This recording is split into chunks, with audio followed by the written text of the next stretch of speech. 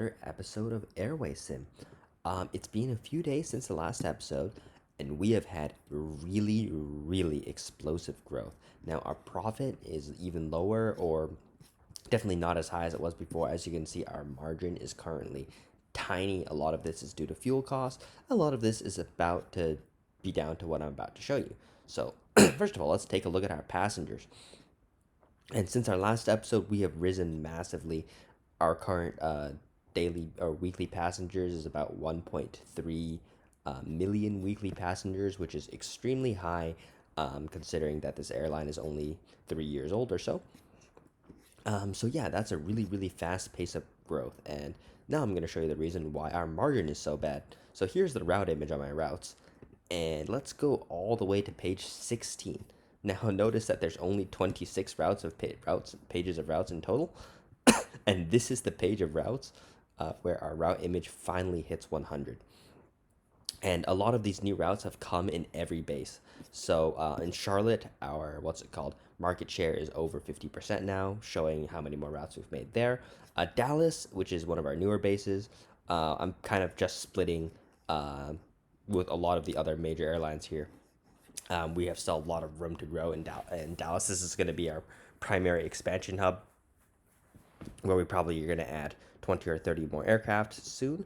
One issue with Dallas is the slots are becoming quite restricted, which means there's only one good type of route schedule I can make, which is a 7-day schedule where we use.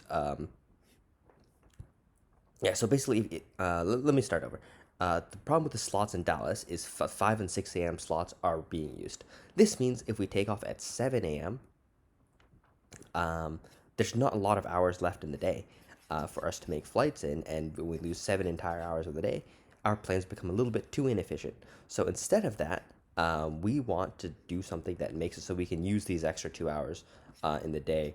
And what we do for that is we take off and land at another airport just before midnight, and we have the plane overnight there, not flying, for 5 hours, and then take off in the morning in that airport. But that can only be done in airports with no curfews, and we're kind of running low on those. Anyhow, that's the state of Dallas as a hub. Our Denver hub is also doing great, 42% market cap, and we are only going to increase from here. The problem with this is the remaining routes on Denver that we haven't taken already are kind of few and far between. We will go ahead and take those soon and probably get up to about 50% market share. And at San Francisco, we have an ever-growing market share too, 36%. We do have some new competitors in positive, but Bay Air is kind of going to slowly lose more and more ground to us. While they're seeing pretty good growth too, I do think they have a little bit of vulnerability in that they're flying 777s, which are quite large. So if they continue to expand into the 777 market, they'll have problems. Though if they continue with the 757s, they won't be going anywhere anytime soon. Those planes are a little bit too good. Anyhow, yeah, that's basically the state of this airline. Now it's going really good. In general, as you can see, 1.3 million passengers. And this is with most of our routes, more than half on less than 100 route image, which is, of course, less passengers than we could possibly be getting. So yeah, we can only imagine as we keep growing how big we're going to get. Now, another thing I did want to show you guys is the aircraft fleet I'm running. We have roughly 100 A320. This entire fleet is vastly profitable. If we take a look at my aircraft here, let's show you how much each A320 is making. So even the A319s are making $500,000 per week, with a hidden cost of probably around $200,000 per week. These are vastly profitable planes. The A321s are the real money makers, though. These planes probably have a hidden cost of about $250,000 to $300,000 per week at most, which means that these are just printing money, basically at an insane margin. So if we have so many planes making insane margin over 100 A320s, where is our money being lost? Well, let's go to the disaster class of a fleet that is the Boeing 737-600. This disaster class of a plane makes no money at all. Basically, the reason for this is not because the 767-600 is terrible in real life. I have no idea if that's true or not. But in this game, it is because it has mostly the same cost structure as a 737-800 with 30% less seats. So this is basically like a 67% load factor. 737-800, which makes these planes barely break even. If I were to guess, the hidden cost for this plane would be about 200,000 or 180,000. So a plane like this just barely breaks even. And when you combine that with a lot of newer ones, which are making much less even, like in the 100,000s here, with especially like 50% load factor, yeah, new ones losing money. Yeah, that's kind of a lot of where our loss making is coming from. A lot of our loss making is also coming from our A330 fleet, where planes which have not hit close to 100 route image really do not make any money at all. A plane like this making 400,000 per week, this is definitely probably not covering hidden costs. I really wish they made the hidden costs easier to notice, basically. And we can see like the good ones are making a good healthy profit. Like probably anything over like 700,000 per week is a healthy profit for these planes, but many of them aren't, and many of them, especially the newer ones, of course, are having a lot of problems being filled. But these routes just need to wait. If we take a look at the demand, it's almost perfect for the plane. So it's just a matter of time. And that is also what I'm going to do this episode is I'm going to add a 7-day schedule to San Francisco using these super long haul A330 and 40s. The main reason why I'm doing these ultra long haul routes is simply because there's not enough regular range routes left that I don't already have. But there's a few very good ultra long haul routes that I don't have yet, like Islamabad. So let's go ahead and add this flight. I believe this is not overnightable. I'll show you guys the kind of issue is that this is in a kind of place in the world where exactly we cannot get a 5-hour gap to span a night, which means we have to take off in the morning. I think we will take off at 5 a.m. here if it's available. Of course, you'd normally rather take off at 6 a.m., but we don't want to go too late in the day on the first flight, so we're just going to take off around 5 a.m. That's okay. I don't foresee competition at this base, which makes this kind of an okay thing to do. Yeah, anyhow, this is kind of the plan for the kind of routes I want to be opening to San Francisco. Is, let's see, let's also cap the range. We don't want to go over, say, like 7,200 nautical miles, because anything farther than that, and we're going to have a lot of range and payload problems. And we're just going to look for routes that kind of are just under this, like Jeddah. I wonder if we can add a second flight per week, and we definitely can. This is a flight which can be overnighted, so I might save that route for the overnight. Let's see how the demand for Bahrain is, and this is definitely enough for a second flight too, so I'll probably add that in soon. Sharm el Sheikh, I'm kind of curious if there's any demand here. Nope. Sharm el, I don't know how to say that. Yeah, I'm not gonna try. Okay, not enough demand to Cyprus there. Yeah, one thing I would do if I was playing by myself, I would go and I'd go through and click all these route informations down and just make sure we can't miss anything that way. Oh, Abu Dhabi. I'm surprised we do not have a good route to Abu Dhabi yet. So yeah, as you can see, kind of just by being careful and thorough, you will find a lot of missed routes to really good hubs in the world where you just didn't notice that there was demand, especially when you kind of learn the demand structures in this game. Like, for example,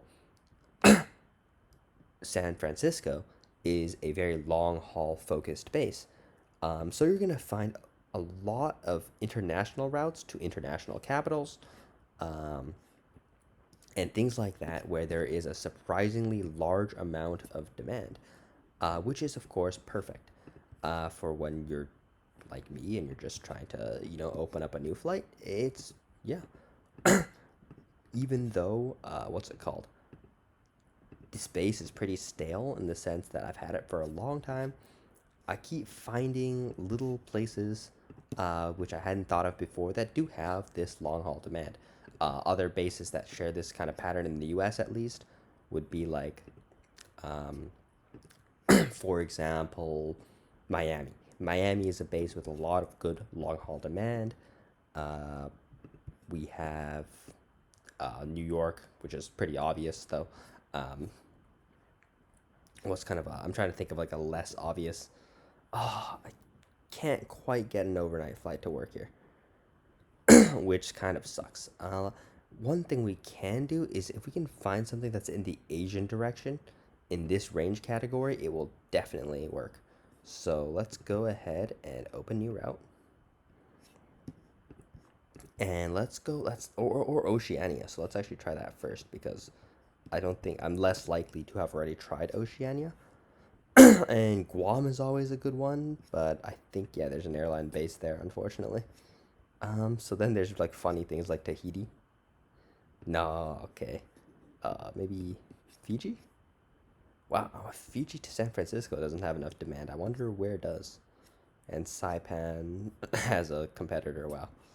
Uh, this is a route with demand to London Heathrow, I believe, which is like a really niche thing to know, but I somehow do know that.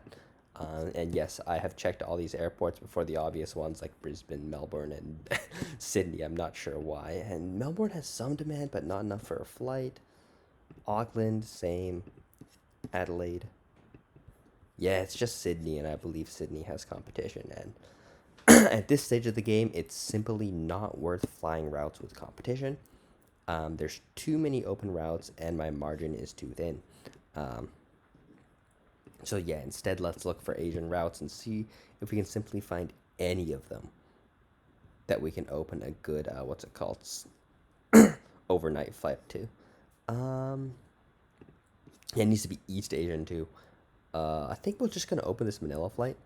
Is whoever opened this with 3 days per week. I mean, whatever, whatever. 3 days per week of our flight will be terrible, and the other so will be great. I Yeah, I want to use this route to get the overnight flight done. Let's go 21:45, and this should be good.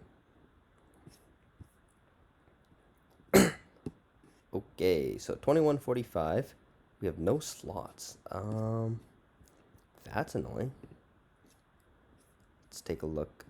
21. Okay, it's just 21:45 for some reason. There's a lot of slots available in this time span. Yeah, like this is fine. I think 22 is a bit of a dead spot. Don't think we have any slots in the 22s available. Nope. And then if we go all the way to 23, well, it's the same thing as taking off in the 21s, where we're not getting an optimal, what's it called? An optimal landing time, but that's fine. So let's just go with something like this. Yeah, just make sure we're not cutting the turnaround time too short because for long haul, if the flight gets canceled while you lost a lot of money for a really trivial 5 minutes, that is not the right day. Remove from schedule. And yeah, as you can see, putting up these 7-day schedules where the flights are harder to find in the sense that there aren't so many available in this like range class or like for this certain kind of plane. For example, I'm looking for super long haul flights right now, and they're not that common. It can be a little bit time consuming, but that is okay. Because well, like these are in my honest opinion my favorite flights to make. Unfortunately, they just it's not the best strategy to maximize your passengers by flying ultra long haul. But all those extreme number of ultra long haul planes that I showed that I have, or short haul planes that I have, right? They're just boring to schedule on camera because they really do take forever. um, and even when you do manage to do them pretty quickly, it's still pretty tedious. So anyhow, let's see. We need one more long-ish flight, but not too long. Like just over 6,000 nautical miles would be perfect, but maybe we can fit something as long as 7,000 nautical miles. A couple would be probably perfect, but there is no demand there. And something like Lahore maybe has enough for 2 a day. And Lahore does. It actually does have enough demand for 2 flights a day. Um,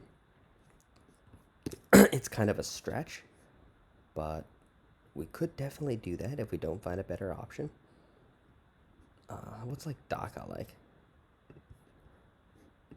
Does Mashhad ever have international demand? I don't think I've ever seen Mashhad have international demand. In fairness, oh Beirut would be perfect. Something tells me this is the perfect length of flight too. So let's go ahead and try this. And does Hanoi Ba have international demand? It does. Okay, unfortunately, there's no plane that can fly that demand efficiently, as I'm not flying the 767-200. I really need to do a playthrough where I use that plane. It is so fun. Um, yeah, basically the cool and fun thing about the 767-200 is it's basically a long haul.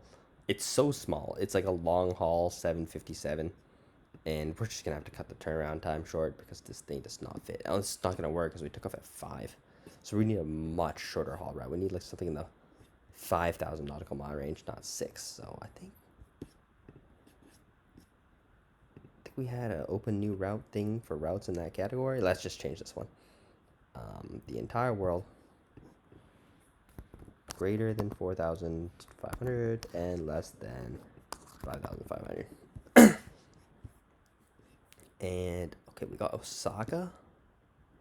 Nope, there is competition. Oslo. Oslo would be great if there's enough demand. I don't think there is. We could also just go to Europe again, like Birmingham or something. I'm sure there's enough demand for another flight here. Actually, there isn't. I'd be mostly competing with myself, so that doesn't seem like a great deal. Oh, Brasilia? Brasilia might have a flight. That is the capital of Brazil, right? So, oh, it almost does. Like, this would be borderline profitable if I made it, but it's a bit of a stretch. So I'm gonna see if we can find something better first. But Casablanca. Nah, yeah, I've actually never seen that airport generate much long haul demand, but I was just kind of curious. Most of the Spanish airports, besides the big two, Madrid and Barcelona, almost never get long haul demand. How much does Leeds have long haul demand? No, it doesn't. A Fortaleza. Wow, I'm blown away by the fact that that airport has long haul demand. That is so funny. Belgrade. See, like all these routes, there's demand, but there's not enough to open a flight. Which is kind of funny because it's like,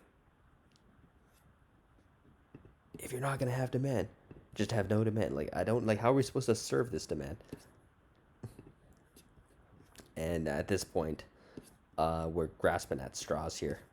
I don't think we're gonna find anything this far down with real international demand. Maybe Luxembourg. Nope, that was a bit of a bit hopeful. So let's just check the shorter range things and see if there's. Sorry, this is taking forever, but you kind of see the process. Um, that is trying. Let's just compete with this. Screw it. Stockholm.